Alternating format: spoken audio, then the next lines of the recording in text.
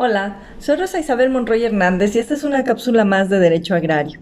En esta ocasión quiero platicar contigo sobre la continuación de la cápsula pasada, que es precisamente sobre el procedimiento en materia agraria. Como bien sabes, primero hay que presentar una demanda y alguien muy amablemente me hizo una pregunta muy interesante de cómo en esta época de pandemia pueden presentar la demanda ante los tribunales agrarios.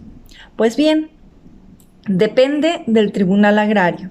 Algunos lo hacen por medio de citas, otros pueden hacerlo directamente o en un horario establecido por el propio tribunal y nada más acudir y presentar la demanda junto con las copias de traslado y las pruebas correspondientes o los anexos correspondientes. No hay mayor problema. Obviamente tiene que acudir el abogado que va a presentar o la persona que va a presentar la demanda de manera escrita para que no haya mayor problema. No hay necesidad de que vaya el abogado personalmente, inclusive puede ir cualquier persona siempre y cuando lleve la copia que se le va a sellar de aceptado o de recibido, mejor dicho.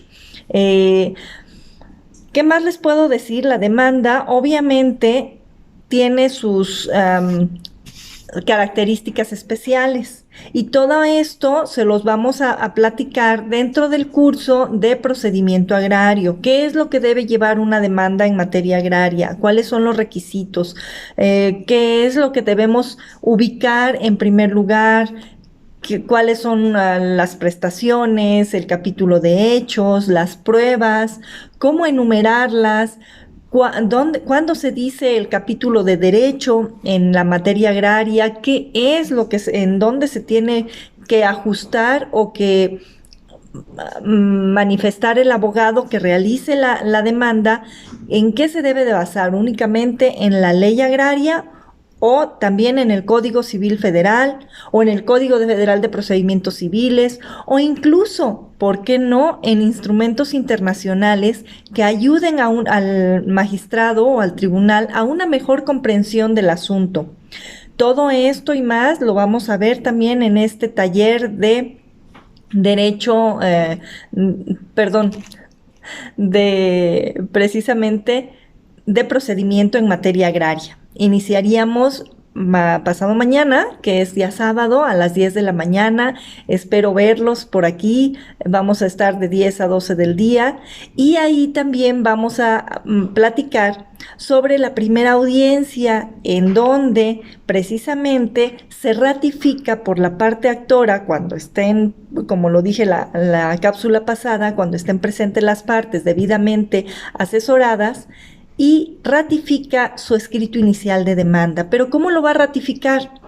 Bueno, pues hace las manifestaciones correspondientes y se advierte que puede a lo mejor aclarar la demanda o necesita llamar a alguien más o realizar cualquier situación que vaya para acrecentar o dar mayores datos al tribunal sobre la acción que está demandando.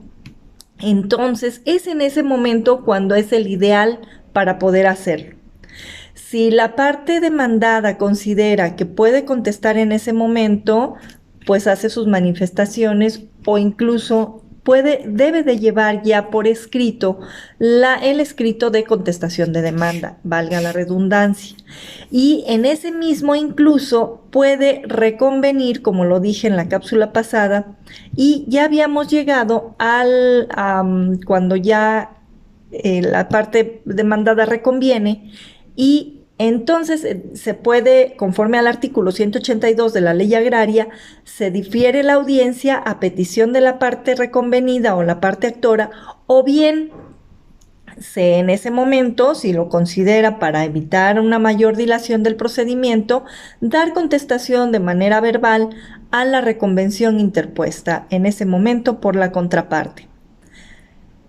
Una vez que ya contestan tanto la demanda principal como la reconvencional, es ahí cuando el tribunal además puede, independientemente del tiempo, puede hacerlo desde el principio en la primera audiencia o incluso en cualquier parte de la audiencia, puede conforme al artículo 185, fracción sexta, solicitar la conciliación de las partes, es decir, que las partes lleguen a un arreglo que ponga fin al juicio para evitar muchos años de desgaste físico, económico y emocional, porque no debemos olvidar que van involucradas ahí muchas situaciones, la mayoría de las veces familiares o económicas, en relación a la superficie que se pelea.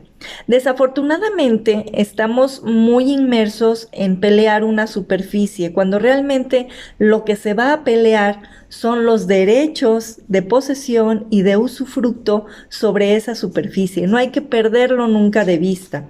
Hasta ahorita la ley no nos dice que la persona a la que le es reconocido tal o cual derecho vaya a ser titular de esa superficie. No, única y exclusivamente tiene el usufructo de esa superficie, de esa parcela, o inclusive de esos porcentaje de tierras de uso común. Las tierras de uso común jamás van a ser titulares los que tengan los certificados sobre tierras de uso común. Es, como su nombre lo indica, una superficie que se va a trabajar para beneficio de todo el ejido o de toda la comunidad indígena.